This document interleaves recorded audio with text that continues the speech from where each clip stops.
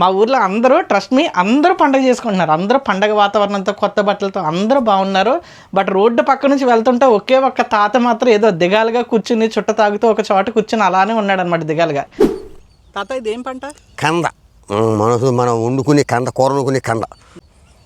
కాలమానం పరిస్థితి బాగోలేదు, కూలీలు రావట్లేదు, మందులు అనుకూలంగా దొరుకుతలేవు. అంటే మందులు అంటే ఏదో రకంగా తెచ్చేసేతనం. ఇప్పుడు కూలీలు రావట్లేదు. కూలీ బాధ చాలా బాధ కింద ఉంది మనకి. ఈ ఉపాధి హామీ పనులు ఎట్టి ఈ జనాన్ని పోరంబోకలే పెంచుతూ ఉంటే వాళ్ళు వెళ్ళి ఒక గంట సేపు చేస్తున్నారు, ఒక గంట సేపు కూర్చుంటారు, వచ్చేస్తున్నారు. 3 నెలలు కూలి పని వచ్చేస్తుంది. రైతులకు అనుసంధానం చేశారని ఎక్కడ చేశారు?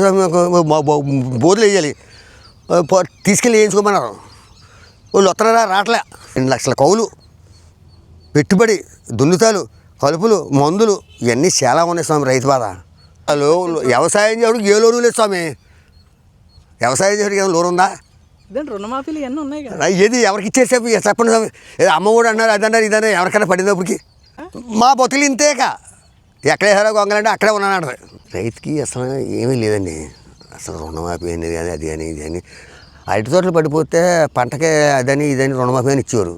ఏది అది లేదు. ఈ మట్టిలో బిసుకుని మట్టిలో ఉంటున్నాం మేము. మట్టి బిసుకుని మట్టిలోనే ఉన్నాం. మాకే వ్యాపారం ఏముంది? ఏదో కొన్న నెలకి మందు ఎత్తే 1 నెల కూడిందని రైతు వాళ్ళ చెప్పుకునే బాధ అది.